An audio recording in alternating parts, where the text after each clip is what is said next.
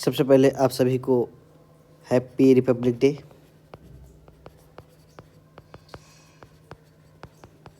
भारतीय गणतंत्र दिवस की शुभकामनाएं। गौरवपूर्ण क्षण है कि हम 75वां गणतंत्र दिवस मना रहे हैं। गणतंत्र का मतलब रूल ऑफ पीपल, लोगों का जो शासन हो उसी को गणतंत्र कहा जाता है।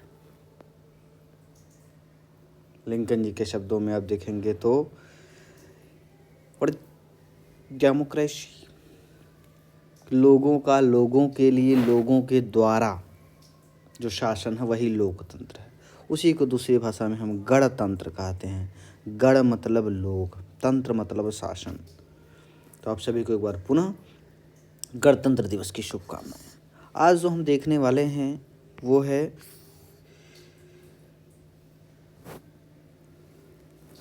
जल निकासी प्रणाली और pattern. In English, drainage system and pattern. What is drainage system? Drainage system is nothing but it is like a channel by which water flow occurs. This is drainage system. इसका अगर हम प्रकार देखते हैं मुख्य तौर पे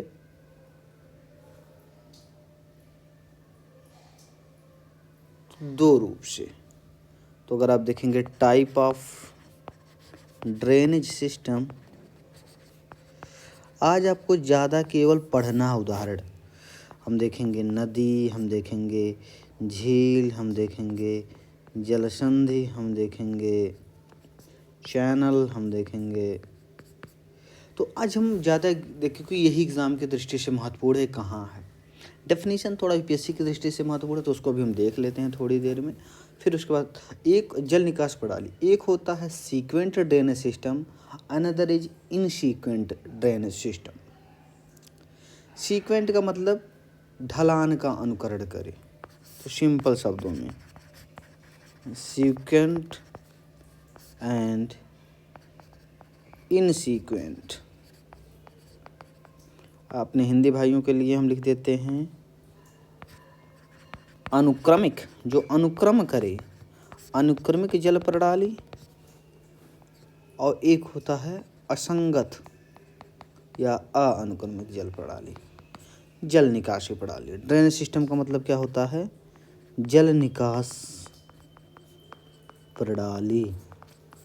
तो अनुक्रमिक का मतलब फॉलो स्लोप, ढलान का पालन करे। That is sequent. इनसीक्वेंट जो सामान्यतः जिस तरीके से ढलान है उसका फॉलो ना करती हो। जाहिर सी बात है, अब अनुक्रमिक प्रणाली एक हो सकती है। अब सीक्वेंट के भी 3 प्रकार हैं अनुक्रमिक के। तो अब देख लें यार, इंग्लिश हिंदी मत लिखो, एक ही भाषा लिखो। तो चलो हम लिखते हैं सीक्वेंट। सीक्वेंट के 3 प्रकार हैं, कॉन्सिक्वेंट, सबसीक्वेंट, ऑब्सीक्वेंट। बड़ा ही सरल है, समझ जाएंगे आप। Consequent, subsequent, obsequent. आपने इसको समझ ही रखा है कि इसका मतलब क्या होता है, फॉलो स्लोप।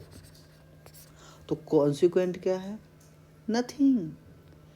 ये यही सीक्वेंट को कहे सरल भाषा में, तो इसको कॉन्सिक्वेंट कहते हैं कि जो भूमि की सतह के प्रारंभिक ढलान के अनुसार उत्पन्न होती है, अपना मार्ग बनाती है।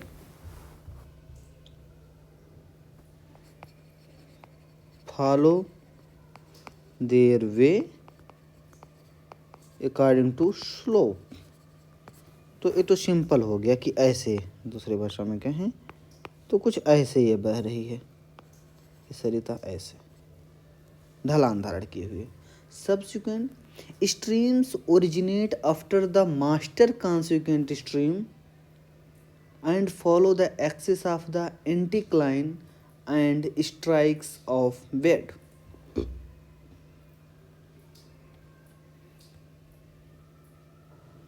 इसके बाद ये जो आपने पढ़ा ऊपर कॉन्सिक्वेंट, इसके बाद ये मुख्य धारा के बाद ये धाराएं उत्पन्न होती है कहीं, वही आकर के मिलती हैं, उन्हीं को कहते हैं हम सबसीक्वेंट। सब का मतलब उपधारा आप कह सकते हैं, अनुवर्ती, बाद में जाकर मिल जाती हैं, बाद में जाकर मिल जाती हैं।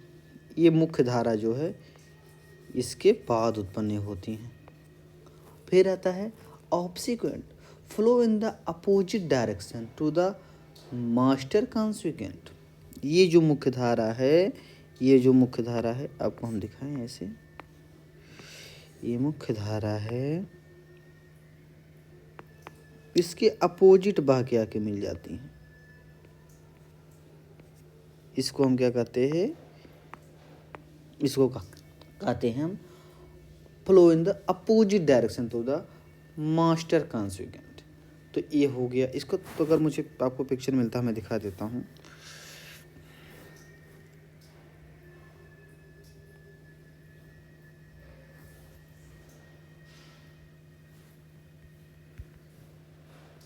Type of sequent drainage system.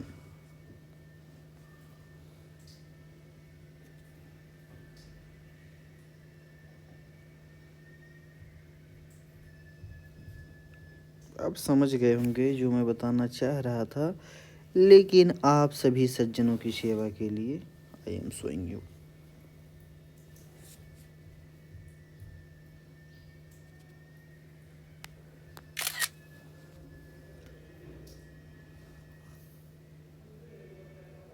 क्योंकि पिक्चर से काफ़ी कुछ बातें क्लियर हो जाती हैं। ओके, सो बहुत कुछ आपका यहाँ क्लियर हो जाएगा। दिस वन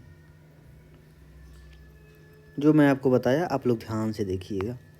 ये देखिए मेन है, ये इसको हमने, ये मास्टर धारा है, इसके ढलान का अनुकरण कर रही है, इसी को कहते हैं हम कॉन्सिक्वेंट।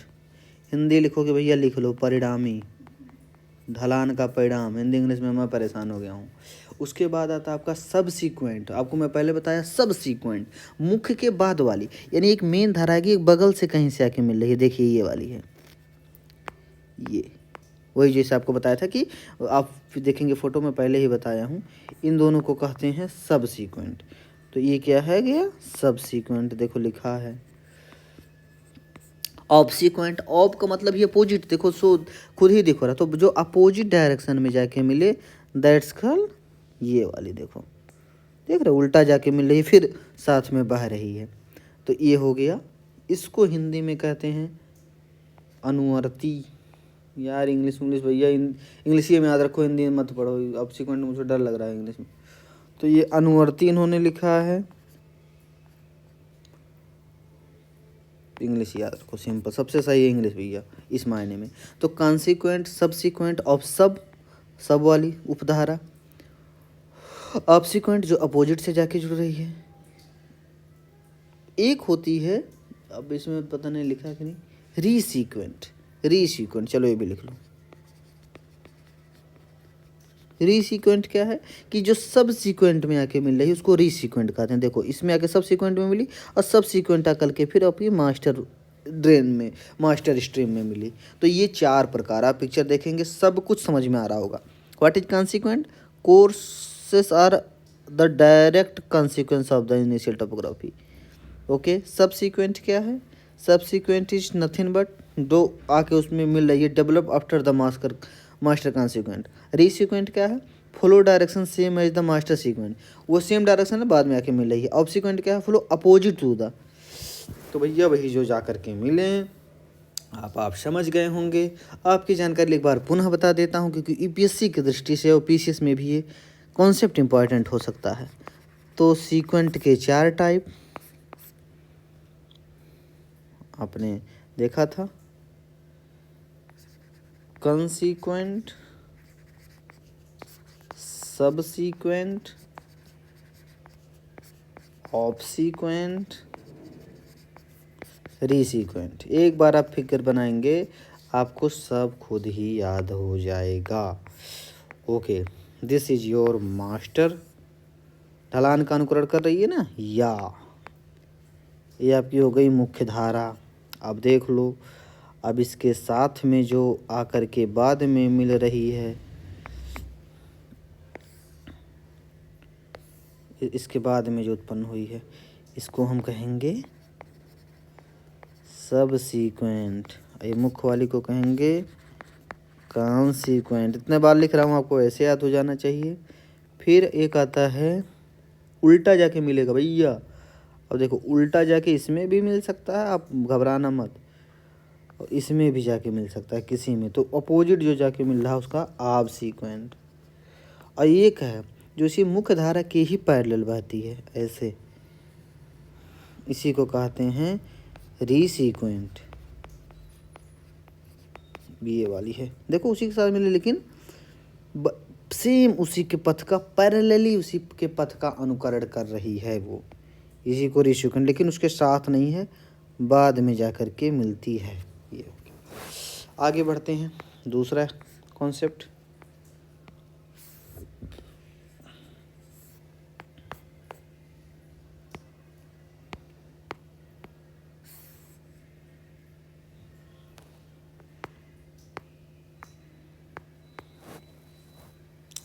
अब आता है इनसीक्वेंट ड्रेनेज सिस्टम।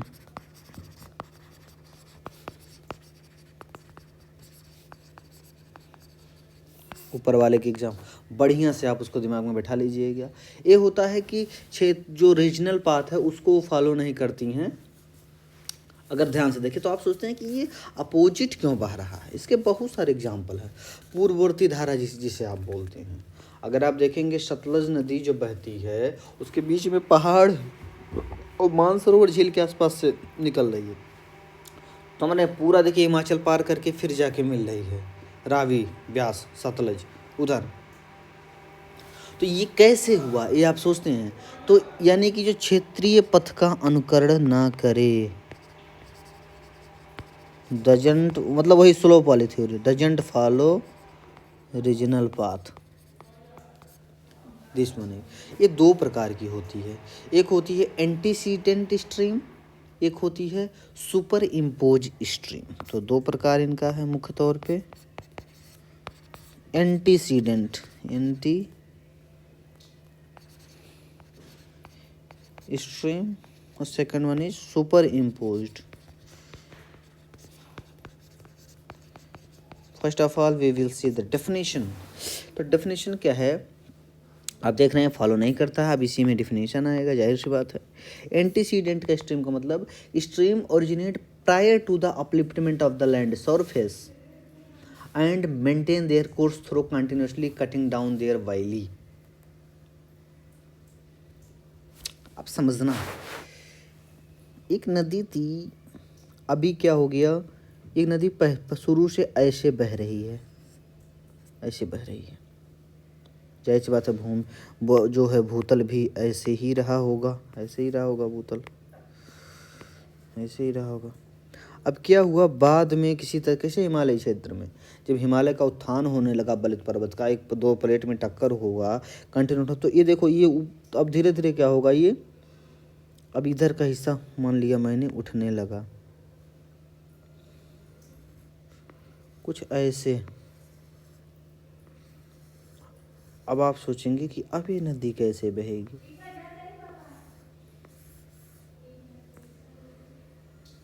ये अब इसको, लेकिन फिर भी इसको बहना है, तो ये क्या करती है कि अपनी गति को निरंतर बनाए रखने के लिए उसी दिशा में, अपनी दिशा को सुनिश्चित किए रहने के लिए इसी तली को इसको काटते रहती है। मतलब इसकी घाटी को काट करके भले ही इनका उत्थान हो जाए, एक तरीके से उत्थान ही है, लेकिन वह अपनी दिशा को निरंतर बनाए रखते हुए इस घाटी को काटती है। उसी को कहते हैं एंटीसीडेंट स्ट्रीम। मतलब स्ट्रीम, ये जो भूमि की सतह उत्थान हुई है, उत्थान से पहले ही बह रही है, अब उसी को बनाए रखने के लिए उसके घाटी को काटती रहती है। इसी को कहते हैं पूर्ववर्ती धारा। यूपीएससी ने पूछा है, तो पूर्ववर्ती धारा का आप डेफिनेशन याद रखिएगा कि उत्थान से पूर्व यह बनाई हुई है। आगे आता है एक सुपर इम्पोज्ड स्ट्रीम, ये वाली। What is this? Rivers flow on a defined geological formation and structure and inherited the characteristic of its previous form, developed on upper geological formation of entirely different structure characteristics। मतलब नदी एक परिवाह, हम कहें कि एक संरचना पर बह रही है, पूरी तरह से अलग संरचना विशेषताओं के ऊपरी वैज्ञानिक गठन पर विकसित, मतलब कि पहले बह रही थी, फिर बाद में कुछ जियोलॉजिकल चेंज आया, स्ट्रक्चर में चेंज आया, लेकिन फिर भी अपने वह पूर्ववत गुण को बनाए हुए है। जैसे इसमें आप देखें, इसमें आप पूर्व गुण को क्या बनाए हैं कि वो जहाँ बह रही थी वैसे ही बह रही है, ये है। और सुपर इम्पोज सिस्टम, आइए इसको भी एग्जाम्पल के थ्रू देखते हैं। इनसीक्वेंट,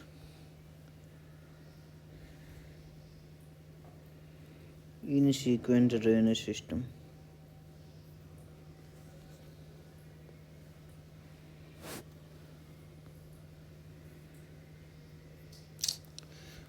क्या हो गया भैया?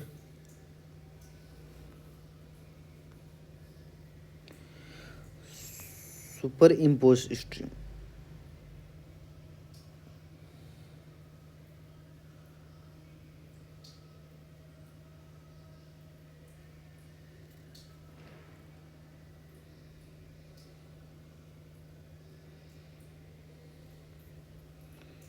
आपको मैं दिखाऊं best example.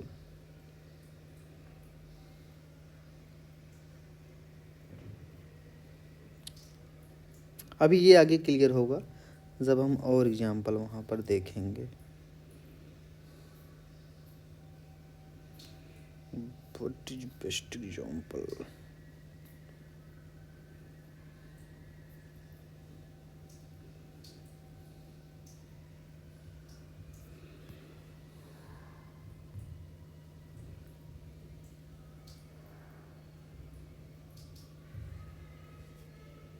Super impose drainage system.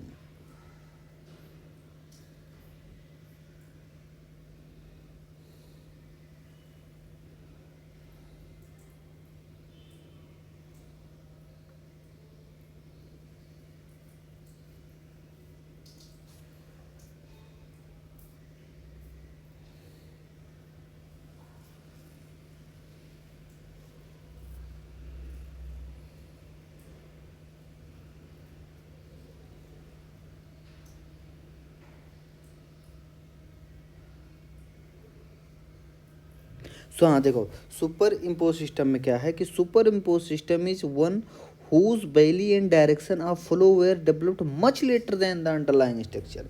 उस संरचना के निर्माण के काफ़ी समय के बाद में उसकी धारा का निर्माण हुआ है, and the river possessed sufficient stream power to cut through these underlying structure. मतलब इसमें धारा का निर्माण वह बाद में करती है। अभी आपको अगर ध्यान हो, इसमें वो कंटिन्यू बन रही है कि केवल उसी को रिटेन की हुई है, बाद में इसमें बाद में उसका वो निर्माण करती है, एक जो संरचना का निर्माण पहले हो जाता है उसके बाद में। आइए हम देखते हैं अब इसका पैटर्न क्या है इन चीज़ों का, तो हम बेहतर तरीके से समझ पाएंगे। तो ड्रेनेज सिस्टम हमने पढ़ा कि मुख्य प्रणाली ये है। अब ये तो हैं मूल रूप, अब इनका पैटर्न किस तरीके से हो सकता है, ये चीज़ है मुख्य कि बहाव, इसमें इस दिशा में बहाव, उस दिशा में बहाव, आपने सब प्रकार देखा। अब हम देखेंगे इसके बाद में कि पैटर्न क्या है, कि कितने प्रकार से वह बहाव हो सकता है।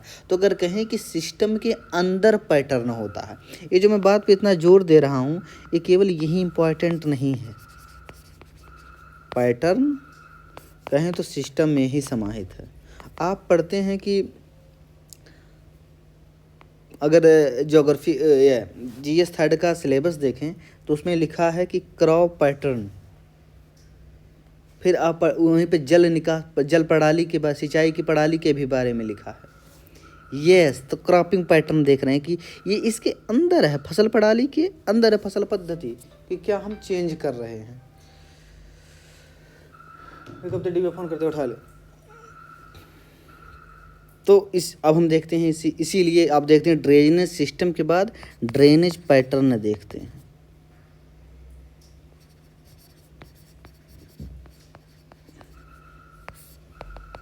आई।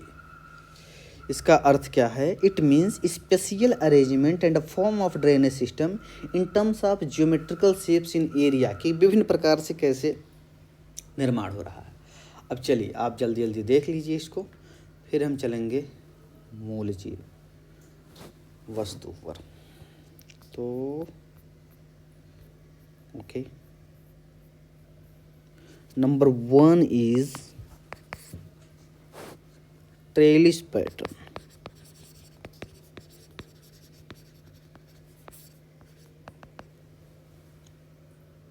जब नदियों की प्राथमिक सहायक नदियां एक दूसरे के समानांतर बहती हैं और द्वितीयक सहायक नदियां समकोण पर उनसे काटती हैं, तो उनको हम कहते हैं ट्रेलिस पैटर्न। मतलब कि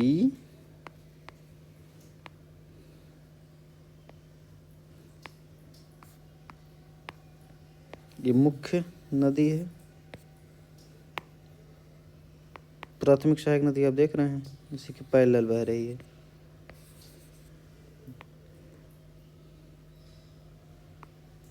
द्वितीयक सहायक नदी इनसे क्या होती है? समकोण पे काटती हैं।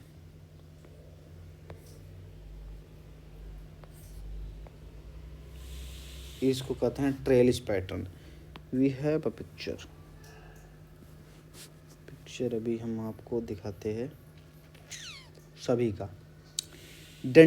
दूसरा होता है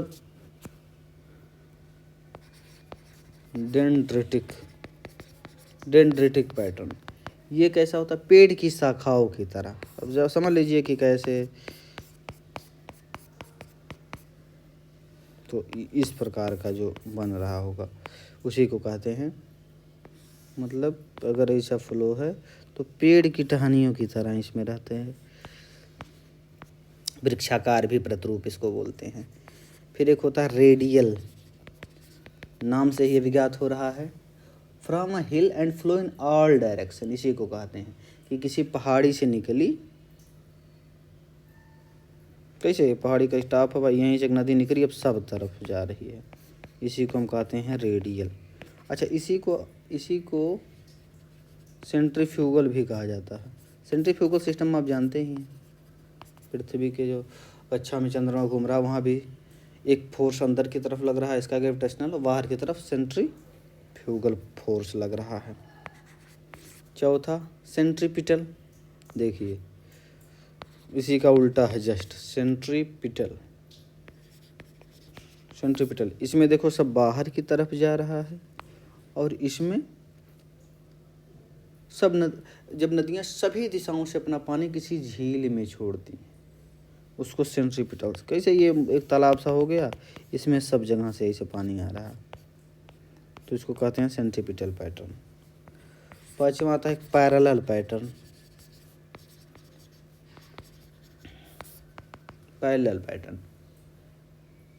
इसमें बहुत सारी नदियां हैं जो समानांतर है, एक क्षेत्रीय ढलान का। कैसे? गंगा की घाटी में देखो, गंगा है, यमुना है, तो ऐसे ही ये ढलान के अनुसार बह रही हैं, पैरेलल पैटर्न हम कहेंगे। ऐसे ही होता है एनुलर पैटर्न।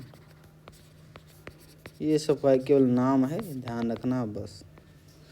एनुलर पैटर्न, जब मुख्य परिणामी धाराओं की सहायक नदियां एक वृत्त के रूप में विकसित होती हैं, एनुलर उसको कहते हैं। मतलब tributary of master consequent stream develop in a form of circle. जो मुख्य है नदी, उसकी जो सहायक नदियां हैं एक वृत्त के रूप में उससे मिल रही हैं, विकसित हो रही हैं, उसी को एनुलर कह रहे हैं। और रेक्टेंगल पैटर्न, जब राइट एंगल पे मिल रही हो मास्टर कॉन्सिक्वेंट से, उसकी सहायक नदियां डायरेक्टली मिल रही हो। ट्रेलिस में आप देखेंगे तो सेकेंडरी मिल रही है राइट एंगल पे, और प्राइमरी ट्रिब्यूटरीज क्या हैं? पैरेलल हैं। यही अंतर है इन दोनों में। ओके, अब हम मुख्य सहायता लेंगे इसमें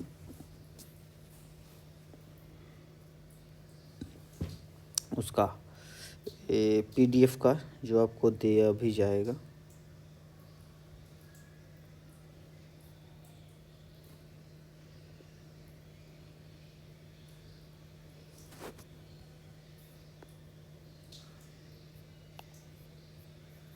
तो आइए देखते हैं। आपने इन चीज़ों को देख लिया ध्यान से। ये देख रहे हैं, ये dendritic, trellis, rectangular, angular, parallel, radial देखो मिल रही हैं आके, एनुलर वृत्त के रूप में, और सेंट्रीपिटल अंदर की तरफ आ रही हैं, रेडियल बाहर की तरफ। दोनों अंतर इन दोनों में टोटली अपोजिट एक दूसरे से। ओके, विश्व की प्रमुख नदियाँ स्थित शहर आपको स्वतः पढ़ना है, इसे देख क्योंकि आपको याद करना होगा। इसके लिए सबसे ज़्यादा जरूरी है आप मैप पे इन चीज़ों को देखिए, मैं ज़्यादा नहीं ऐसे ही बता पाऊँगा। नील नदी, देश काहिरा जुबा, एक कहाँ जा कर के ये नदी ख़त्म हो रही है, भूमध्य सागर में है, क्योंकि दुनिया की सबसे लंबी नदी है, को ध्यान रखना है, अफ्रीका में है। फिर ये अपना जल कहाँ छोड़ती है जाके, कांगो नदी भूमध्य रेखा को 2 बार पार करने वाली एकमात्र नदी देखो। ऑरिनोको है वेनेजुएला में, ऑरिनोको नदी, इसके यहाँ पेट्रोलियम भी मिलता है। शहर आप देख लेना कराकास का है। डीन्यूब ऑस्ट्रिया में, एल्बे जर्मनी, सफ़ेद और नीली नदी का संगम सूडान है। इरावदी म्यांमार, इरावदी नदी डॉल्फिन अब पढ़ते हैं।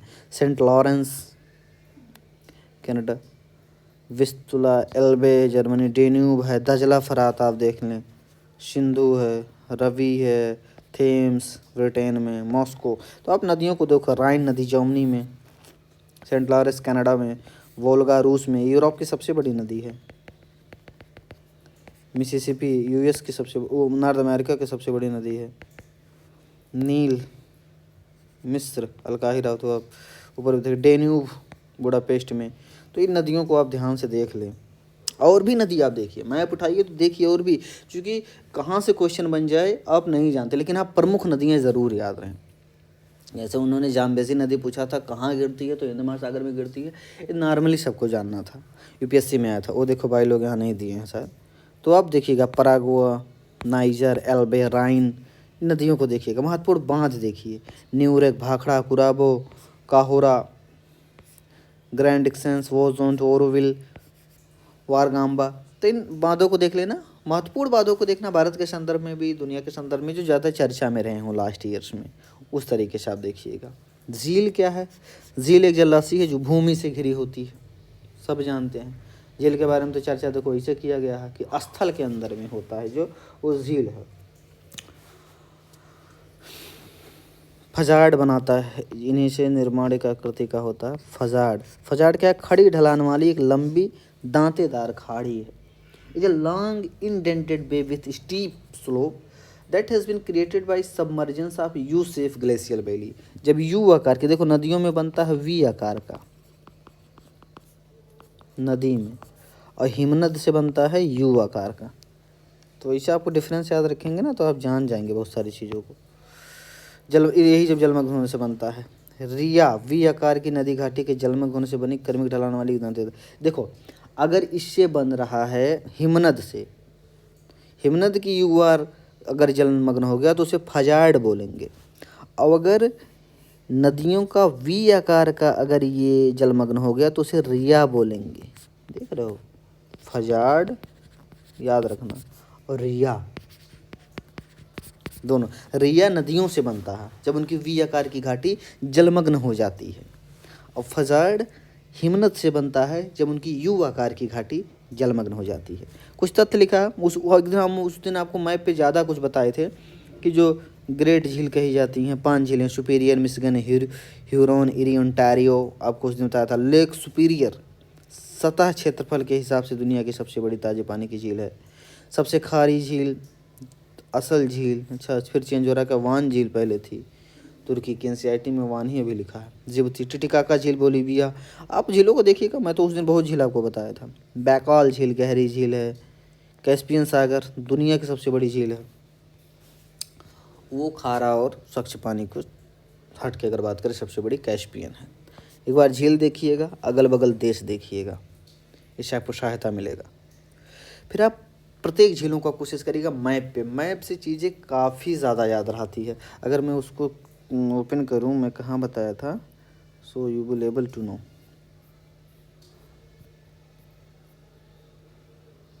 देखिए यहाँ मैं लिखा हूँ ना कि ताज़ा पानी की सबसे बड़ी झील बैकाल झील, फिर टैंगेनिका, फिर सुपीरियर, और फिर लार्जेस्ट झील कैस्पियन है, सुपीरियर है, विक्टोरिया है।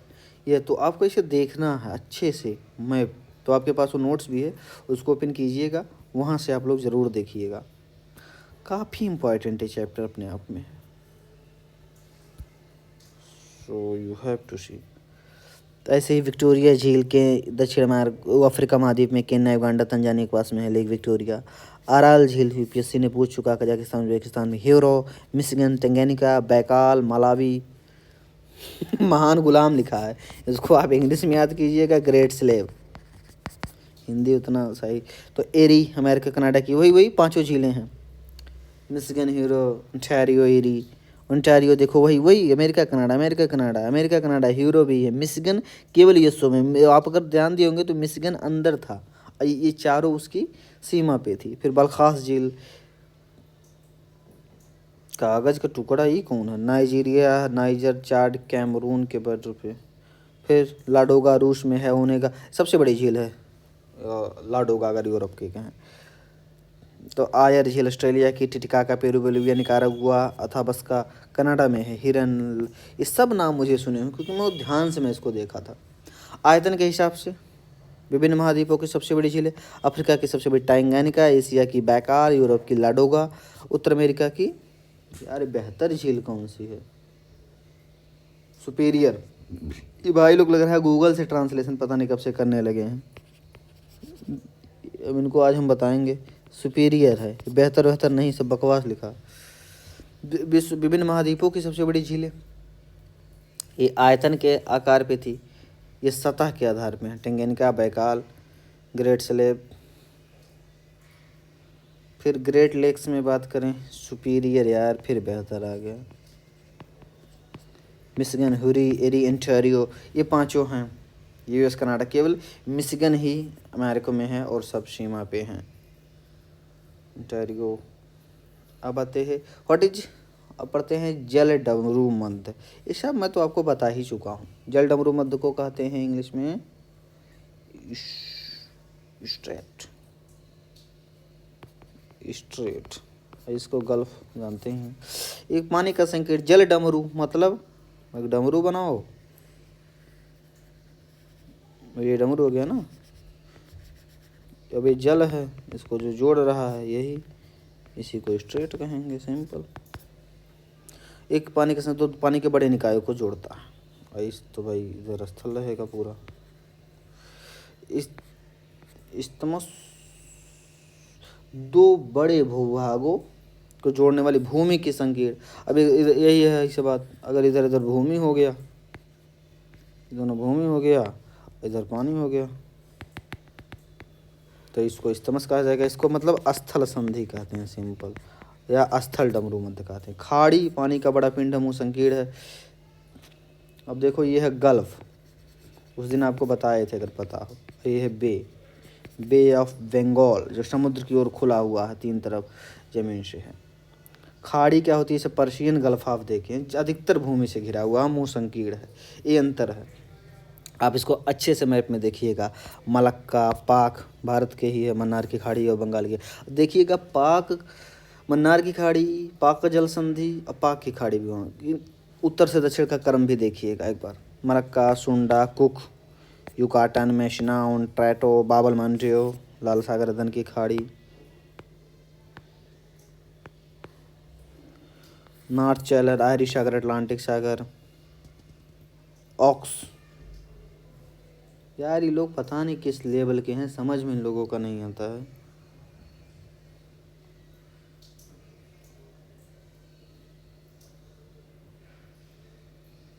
नॉर्थ, उत्तर चैनल, नॉर्थ के बाद टॉरस, ऐसा ही लोग किए हैं ट्रांसलेशन की, मैं क्या ही बताऊँ। टॉरस चैनल ये है, ये बिरसब वाला जो लिखा। और बास जल संधि, तस्मान सागर, दक्षिण सागर, बेरिंग चुकची, ये अंतर्राष्ट्रीय तिथि रेखा यहाँ जाती है, डेट रेखा, इंटरनेशनल डेट लाइन। बोनफोसियो, बॉस्फोरस, काला सागर, मरमरा सागर, बॉस्फोरस। वो एरिया बहुत इंपॉर्टेंट है, तो इसलिए बहुत अच्छे से उसको आप देखिएगा। बॉस्फोरस, फिर Dardanelles, Davis, Dover, Florida, Hudson, Hormuz, Magellan फॉक्स, या आपको इसको ध्यान से देखना है। ये थी क्या? जल संधियाँ, महान राशियों को जोड़ने वाली। क्योंकि ये काफ़ी इम्पोर्टेंट है। डार्डेनल्स, मरमरा सागर, एजियन सागर, ध्यान रखिएगा, उसको ध्यान से मैप में देखेंगे तब समझ में आएगा। काला सागर, मरमरा सागर, फिर मरमरा सागर से एजियन सागर, टर्की। तो इम्पोर्टेंट जल संधियाँ हैं, जितना भी लिखा आप अच्छे से मैप में मिलाइएगा, 2-3 बार देखने पे आपको लगभग याद हो जाएगा। ये प्रमुख खाड़ी हैं, उसके बगल में जो सीमावर्ती देश है, मैक्सिको की खाड़ी, यूएस मैक्सिको, क्यूबा, ओमान की खाड़ी, पाकिस्तान, ईरान, ओमान, अदन की खाड़ी, यमन, सोमालिया, फारस, Carpentaria, Bothnia, Riga, Alaska, Finland, Mannar, Martaban, Panama, Thailand, Gabes, Aqaba. या आपको देखना है खाड़ियों को। सो ये आप मैप पे देखिएगा, क्योंकि इसमें ज़्यादा कुछ बताने का टाइम नहीं है। जब हम मैप इसमें कहाँ से जोड़ें, कैसे बताएं, आप मैप खोलिएगा, एक एक को मैप से मिलाइएगा। मैं समझ रहा हूँ कि उससे आपको ज़्यादा सहायता मिलेगी। तो ये रहा आपका एक छोटा लेक्चर ड्रेनेज सिस्टम पे। इसमें आपको केवल याद रखना है, ये वास्तव में बड़ा लेक्चर है, आपको 1-2 घंटे देना है, तो ईमानदारी से आप टाइम दीजिए। तब तक के लिए जय हिंद।